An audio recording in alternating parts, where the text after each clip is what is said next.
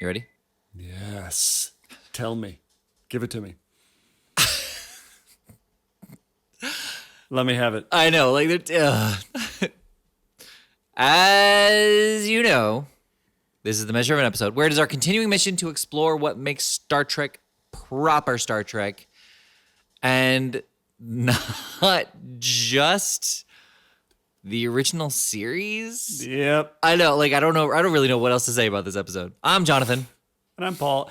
And the criteria by which we judge these episodes, number one, is there science fiction inherent to the plot, explored in the plot? Number two, is that science fiction unique or novel in some way? Number three, is there a moral or ethical or mythical dilemma? I'm Paul. And I'm Jonathan. And this week we watched the Royale, episode something of season 2 of the Next Generation. And the blurb said...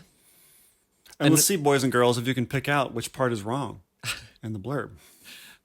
An away team gets stuck on a planet. Okay, I'll read the blurb. Investigating the discovery of a piece of metal bearing... I have a typo. Bearing a United States Air Force insignia. Air Force? No. The away team, capitalized, finds itself trapped in the world of the Hotel Royale, a novel come to life. That's weird that they put Air Force, not NASA. And I looked it up. NASA is not part of Air Force, although Right. Space Force is part of Air Force. But NASA is not. Yeah. I thought that was interesting. I also thought it was interesting that they capitalized away team. Again. That was a character. Right. But there was was it this episode? I was going to say you talked about the away team capitalized in the last episode, which must have been this blurb. Yeah. Yeah. I must have commented on that before. Right. I think I said this in the last episode too, but I want to say it again. I really like these. This is the difference to me between the original series and Next Gen, which is you have these seemingly supernatural scenarios where they're magically in this weird noir hotel or casino, and there's really no explanation for it, and they are trapped there and they have to find a way to get out. Very original series, Yes. right? Mm-hmm. Because the casino set was empty for that day. Right. And so they said, well, let's do an episode there. Yeah. But I do have a fun fact about that, by the way. Okay. But the difference between that and this is that there is a scientific explanation. They do the work to get us there scientifically as opposed to a cloud monster. Yes. Or the whims of some supernatural being who can just manifest things. Right. Yeah. Yeah, and I mean, it was great how they did it too. Like there were lots of mysteries in this episode where they just kind of, I mean, I guess they did just tell us rather than figure these things out. But you know, they found the dead astronaut, and they found his kind of journal-esque thing, you know, where he said like they killed the rest of the crew, and I was the only one who survived, and out of guilt they provided this for me. And he's like, which was riveting. Yeah. I mean, just Riker reading that journal entry was riveting. I was like, oh, this is what happened. right. This is an account of this dead guy. Yeah. I thought it was a very interesting way. Like they earned that moment to be able to just read us something on screen. Yep. Yeah. So the budget was wasted on building the set. Oh, I was going to ask that. I was going to ask if this was actually a real place. Because they had so many different places in it. There were so many different rooms. Uh-huh. Well, and even there, they didn't get as many rooms as they wanted, and so they had to modify the script. And also, the guy who wrote this episode wrote one other episode, and it's one that we watched as well, and there were so many script changes between his writing and the aired episode on this episode and the next episode that he was like, that's it. I'm not writing any more episodes. Like he became a script supervisor to help edit the scripts that were presented, but he was done putting his ideas out. Well, at least he didn't get Loxana Troy in this one. Right. But yeah, like his script was, it doesn't say anything about the actual plot, but his script was far more surreal and actually more comedic, and so many A lot people of comedy in this. Yeah, but so many people enjoyed his script more than this one. And as part of the script writing team, he wasn't allowed to say anything. So when people came up to him and they're like, hey, why did you make the changes? He just had to shrug his shoulders and be like, it's what we had to do. Like, rather than saying it wasn't my idea. So, How frustrating. yeah. And I'm assuming that they couldn't possibly have shot in a real casino because the casinos are open 24 hours a day. Right. Right? Right. I mean, maybe in like either an abandoned one or a pre-open one. Yeah, I guess so. I mean, it seemed very old school anyway. Right. I'm assuming even in the 80s, which this would have been shot in, they would have looked fairly modern. And they wanted to have this cheesy aesthetic of like a bad novel. Right. Right. So they start out this episode, I have to say, so before we get down to the planet, into the thing, they start talking about this planet that they've come across that on screen looks very green and uninviting. Mm-hmm. And they kind of express a disgust for this planet. And they're kind of afraid of it. They're like, ugh, man, it sounds terrible. Methane clouds and carbon dioxide. Right. And it almost like they've never, like Neptune is just as inhospitable, right? They're basically describing Neptune. Yeah. And they did this thing where it's like, oh man, it gives me the heebie-jeebies. It's like, what? It's like if you were to go into a doctor's office and the doctor shows up and you blow your nose and it's like a kind of a wet blow and the doctor's like, ugh, oh God, don't stop doing that. That's disgusting. What's wrong with you? You know, it's like you should be used to this stuff by now. Also, you shouldn't be disgusted. You should be intrigued. It's like, oh, what is this place? Maybe there's life. Yeah. Interesting. Not like, I don't know, it was a weird choice to Right. make Geordi and Riker just unable to process this planet. Like, yeah, They have to no, walk no, away. thank you. Right. Yeah. Yeah, I mean, or if nothing else, just, be like, all right, well, we can't go to that planet. And then have, like they went there because the Klingons were there and they were like, hey, there's something there that you might find interesting, and they had no idea what it was, and then they get to that planet and they're like, oh man, can't wait to get out of here. And like, you're right. Like there was just no reason for those reactions. And they're like, let's see what the Klingons like saw or thought they saw so we can get the hell out of here. I think he even says something like that. It's like, what are you... Again, with the crazy, interesting stuff that you guys come across every once in a while. Right. And you can't wait to leave for some reason. Mm-hmm. Yeah.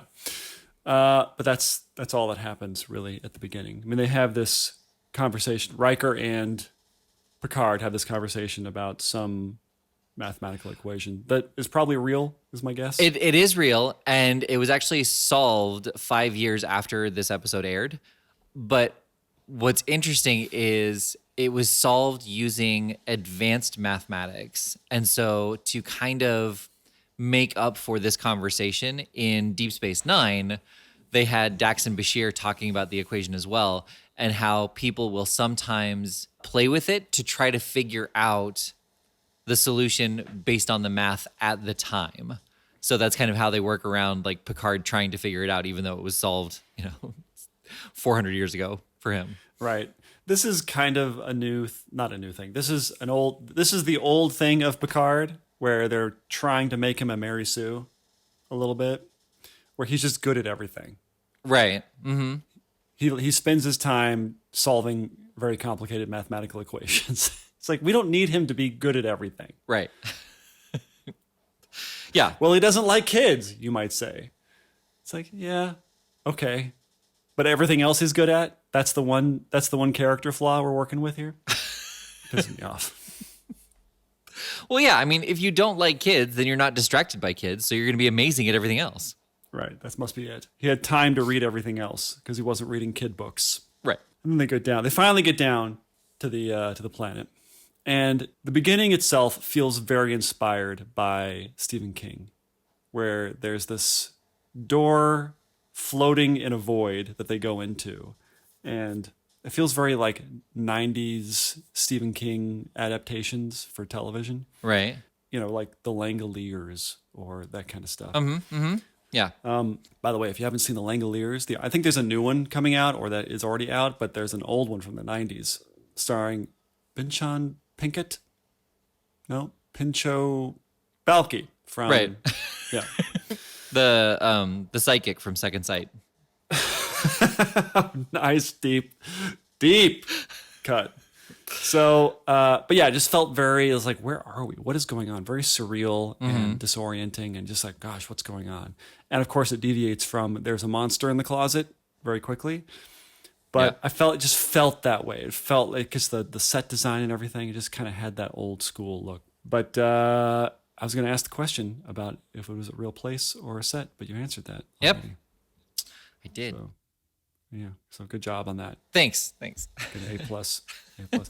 So the one thing that happens occasionally in this episode is when the plot of the book starts happening in front of them. Yeah. They do this kind of sleazy noir jazzy music Yes. with the saxophone and Yes. stuff.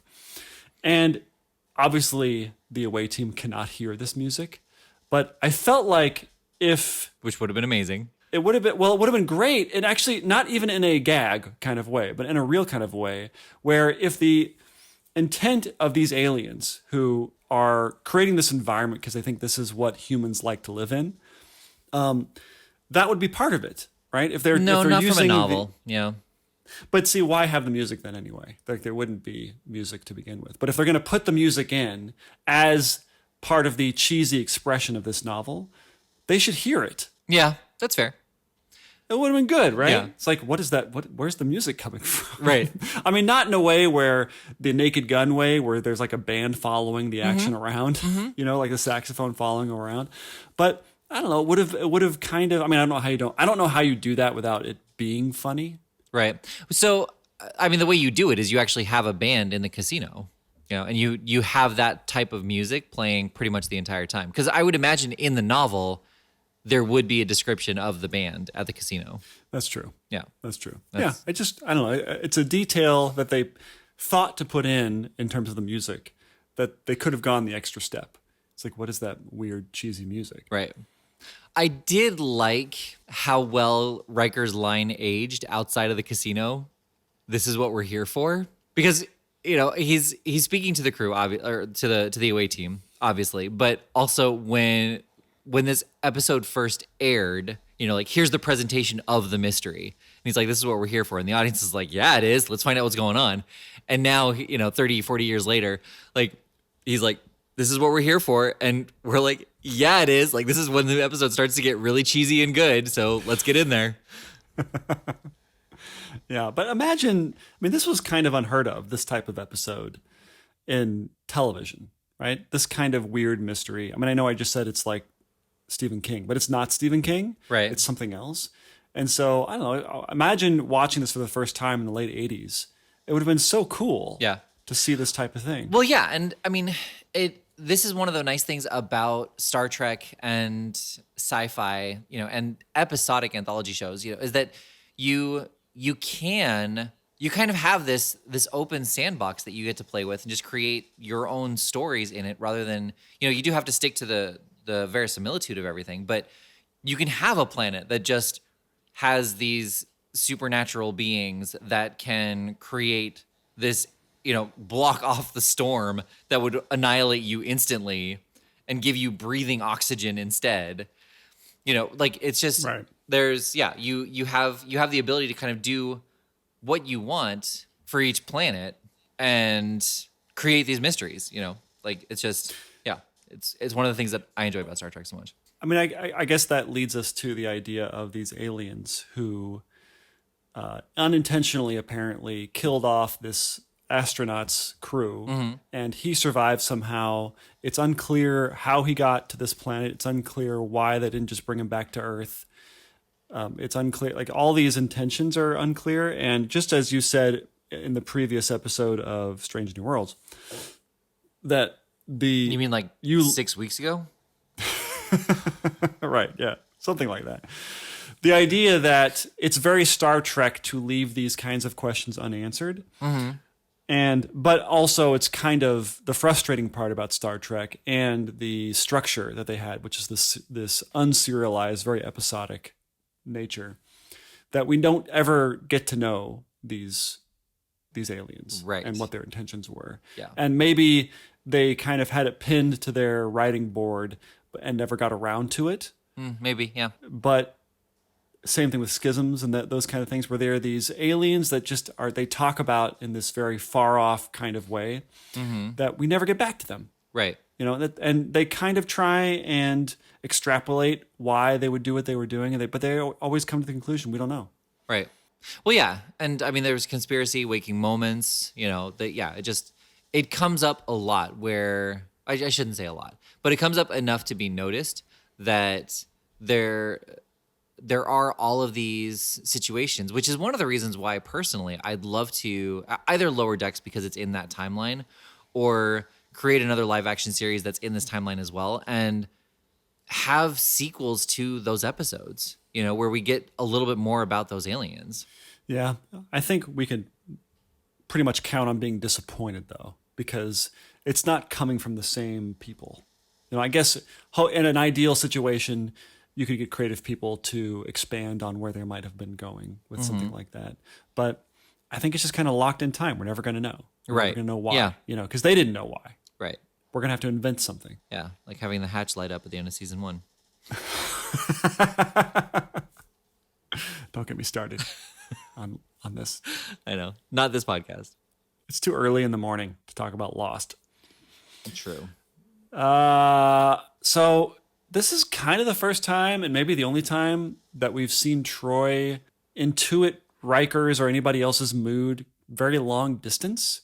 I loved that conversation. Like, Picard is so irritated that Riker is not beaming back.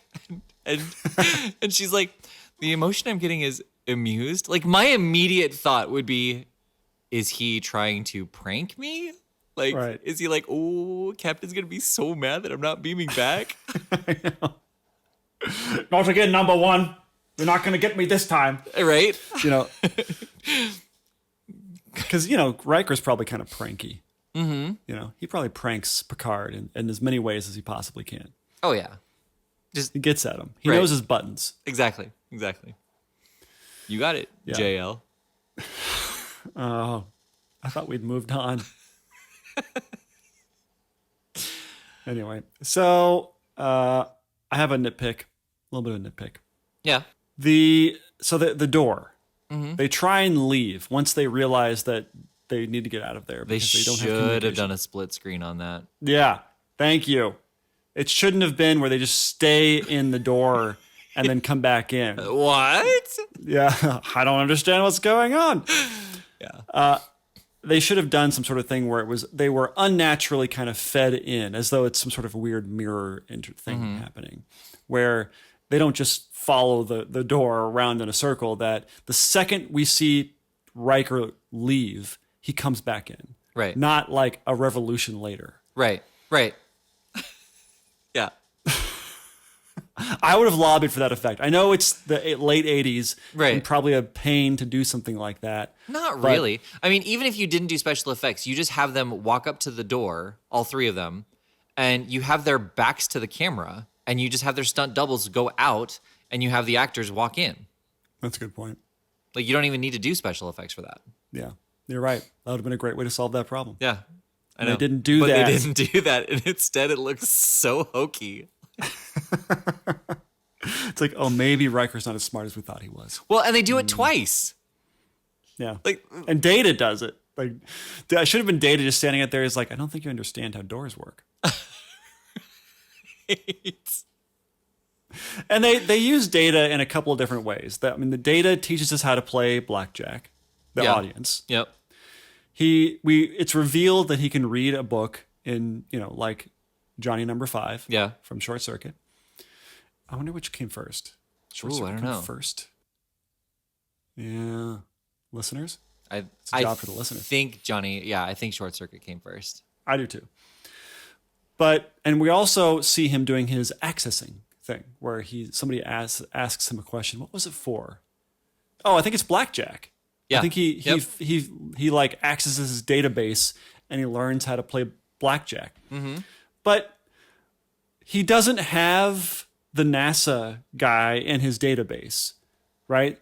Like they could have said, Data, what is access this? Who is this guy? He's obviously a very important person. He was an astronaut in the mid 21st century. Right. He doesn't have that information. They have to go back up to the Enterprise and talk to them about it. Yeah.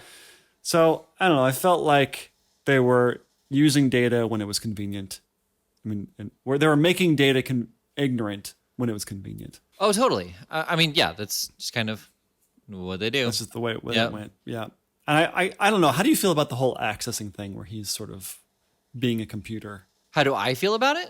Yeah. I Do you love think it's corny? No, I love it. I love the little just like he's scanning his files when he's like just kind of glancing his eyes back and forth as he's like trying to recall Right. the information. I love that.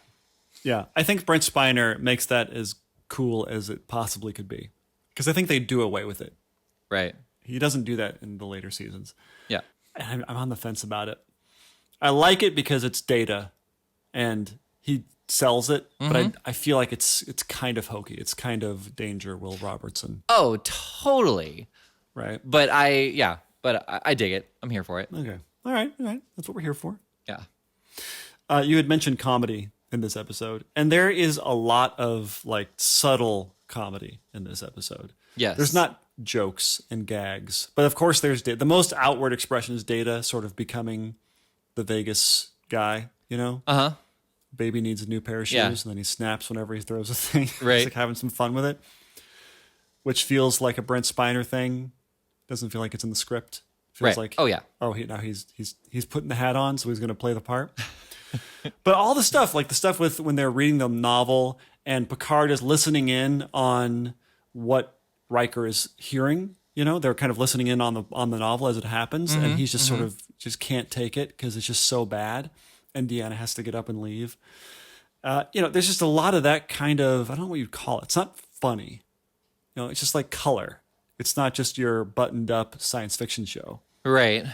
I was actually expecting you to tell me this was an abandoned original series. That's 100% what I expected. Yeah. I did not think that this was written for the Next Generation crew at all. Right. But I guess it was. Yeah. But it was heavily changed, as you said. Yeah. The thing about Worf in this episode is he has a couple of funny lines, I guess. The number one being Riker, when they encounter the astronaut, Riker says he appears to have died in his sleep. And Worf says, what a terrible way to die. I thought that was funny. Right. It's supposed to be funny because he's still kind of a beast man Yeah. at this point in the show.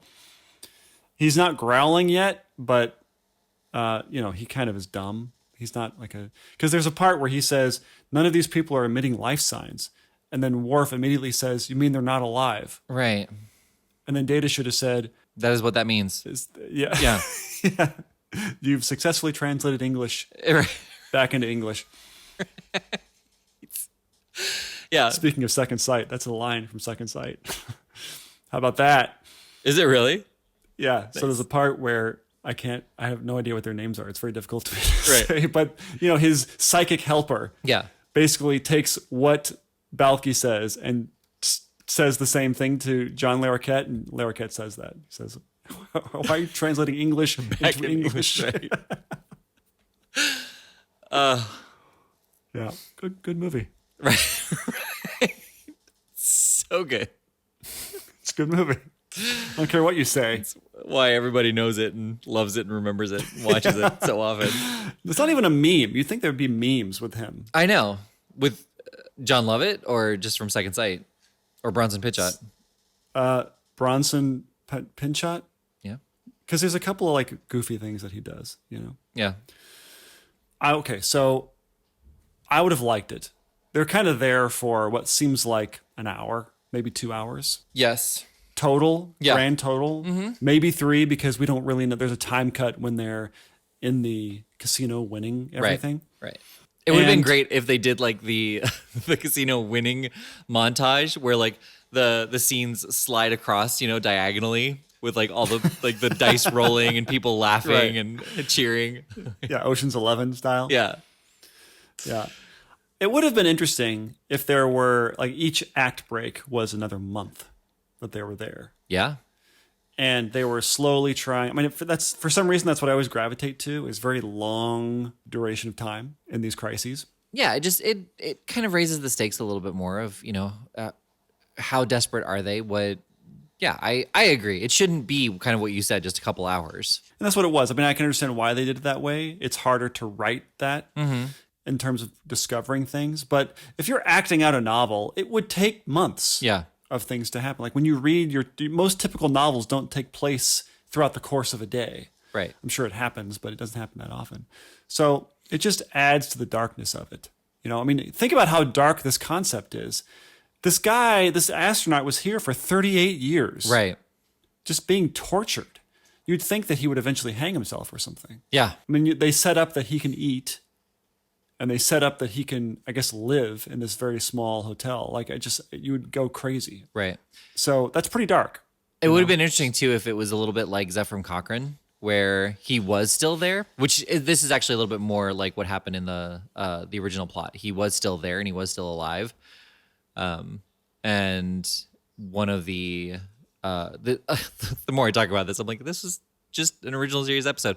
One of the away team was going to stay on the planet with him to keep him company. Like for some reason he couldn't go back. Like he wasn't allowed to leave the planet because he'd actually been dead for however long, but his conscience was still there. Oh, that's not as good. I'm glad they took that out. Oh, all right. I don't like the conscious thing. Then it's getting into magic, Sure. right? We're getting farther. We're getting into Illyrian That's a good point. Yeah. cloud monsters. Right.